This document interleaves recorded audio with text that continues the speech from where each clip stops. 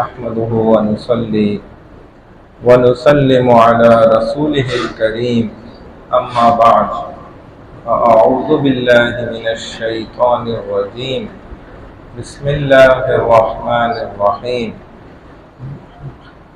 तलबुल इल्मी मिनल महदी इलल लहद।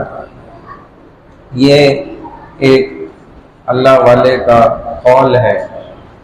बाज़ हज़रात इसको हदीस बनाकर भी पेश कर देते हैं, हालांकि इस पर तहकीक है बिन्नूरी टाउन की भी और फतवा भी है कि ये हदीस नहीं बल्कि अल्लाह वालों का कौल है।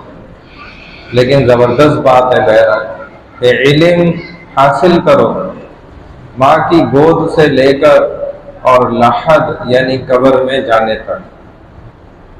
जैसे आज भी एक साहब ने 1 घंटा पहले की बात है, मैं मिसवाक ले रहा था तो उन्होंने कहा भाई ये 40 रुपए की एक है। मैंने कहा यार ये तो बड़ी महंगी है, कम से कम 30 रुपए की हो।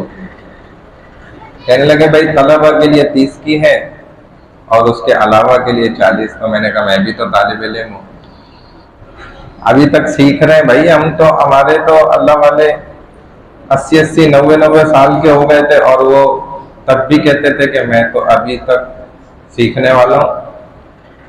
और बाज़ बुजुर्ग अभी तक कहते हैं भाई हम तो सीखता रहे, यानी सीखने वाले से भी आगे 2 कदम बढ़कर उसको कहा जाता है सीखतड़।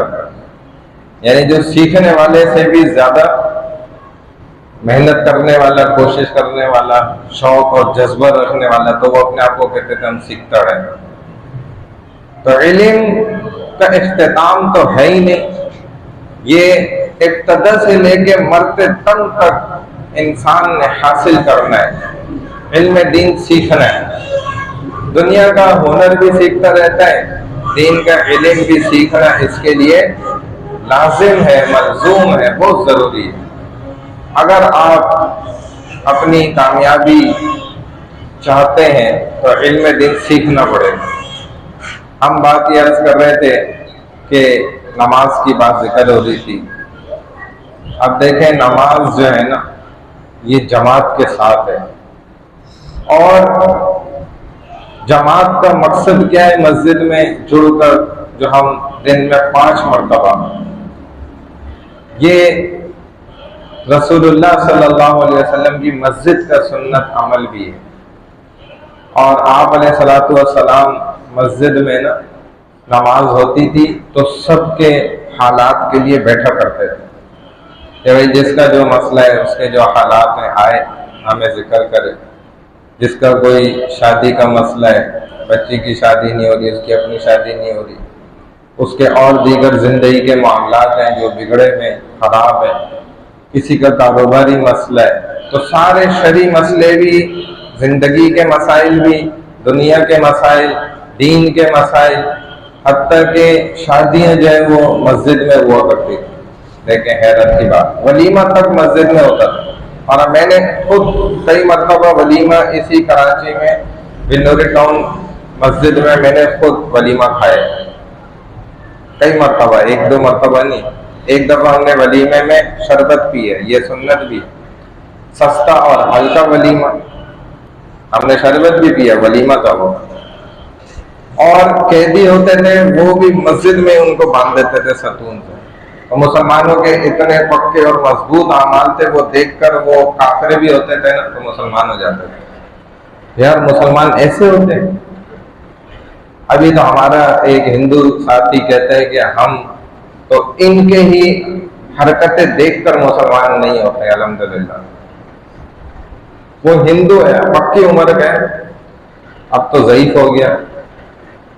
तो कितने सालों से वो मुझे यही बात कहता है आपको देखकर मुझे थोड़ा थोड़ा दिल करता है, लेकिन जब मैं और ज्यादा लोगों को देखता हूँ ना, मुसलमानों को, उनके हालात देखता हूँ, तो मैं कहता हूँ मैं हिंदू ही बेहतर हूँ, शुक्र है मैं मुसलमान नहीं हूँ। तो मैं उसको फिर भी समझाता हूँ भाई छोड़ दो, इनके पीछे थोड़ी जाओगे, ये फिर भी कभी ना कभी तो पहुंच जाएंगे ना जन्नत, तुम रह जाओगे, फिर अफसोस के अलावा कुछ नहीं होगा। हमारा पड़ोसी एक घराना वो हिंदू थे, मियाँ बीवी दोनों। तो बच्चे उनके अभी पैदा, यानी कि छोटे थे, 3 बच्चे थे, तीनों छोटे थे उस वक्त मेरी भी उम्र कम ही थी, मैं भी तकरीबन 14-15 साल का होऊंगा, उस वक्त की बात है। उनके वालिदैन भी हिंदू थे। अच्छा, ये खातून को ना हमारे घर वालों से बड़ा ताल्लुक था, तो उसको पता नहीं क्या शौक चढ़ा कुरान पढ़ना है मैंने, हिंदू खातून। अब मैं कम उम्र था, हमसे पढ़ना शुरू कर दिया, हमने पढ़ाना शुरू कर दिया, हम हिफ्ज कर रहे थे, तकरीबन हो गया था अल्हम्दुलिल्लाह। तो वो करते करते करते करते मुसलमान हो गई। उसने अपने शौहर को भी मुसलमान कर लिया, तो बच्चे खुद ही मुसलमान हो गए। लेकिन वो बेचारी अब तो वो शरी पर्दा करती है खातून, और पूरा बाकायदा मदरसा चला रही है, अकेले मदरसा चला रही है वो खातून, शरी पर्दा करती है, हिंदू थी, यानी उसके 35-40 साल हिंदुइज्म में गुजर गए, लेकिन आज वो मुसलमान है, शरी पर्दा करती है, और उसने इतना जबरदस्त अच्छा कुरान पढ़ा तजवीद के साथ, अब वो कई 100 लोगों को कुरान पढ़ा चुकी है, उसका मदरसा है बाकायदा। और लेकिन रोती रहती है कि मेरे वालिदैन, मैंने कितने उनके पैर पकड़ लिए उनकी जिंदगी में कि मुसलमान हो जाए, लेकिन वो कुफर पे चले गए। तो भाई बहरहाल नमाज में मैंने आपको कल एक दुआ बताई, रब्बिग़फिरली वरहमनी वहदिनी वजबुरनी वरज़ुक़नी वआफ़िनी, ये जलसे में दोनों सजदों के दरमियान पढ़नी है। इसको आप शुरू के इस लफ्ज के साथ भी पढ़ सकते हैं। अगर आप पढ़ लें अल्लाहुम्मा ग़फ़िरली वरहमनी वहदिनी वजबुरनी वरज़ुक़नी वआफ़िनी, तो ये अल्फाज भी ठीक है, मकसद तो दोनों का एक ही है। और इन दुआओं को पढ़ने का एहतमाम करना चाहिए। अपनी नमाज में आप मजबूती लाने के लिए दुआएं याद करें। रोजाना आप थोड़ा सा कुछ याद करेंगे तो आपका दिमाग भी तेज होगा। ये अल्लाह ने इंसानी आज़ा की फितरत बनाई है। अगर आप दिमाग से रोज कुछ याद नहीं करेंगे तो आपको शिकायत रहेगी, मैं फलाना काम भूल जाता हूँ, फलाना मुझे कोई काम मिल जाए वो भूल जाता हूँ, ये चीज जहन से रह जाती है, वो चीज दिमाग से निकल जाती है। ये इसलिए होता है कि हम दिमाग का जो इस्तेमाल है ना वो कर नहीं रहे।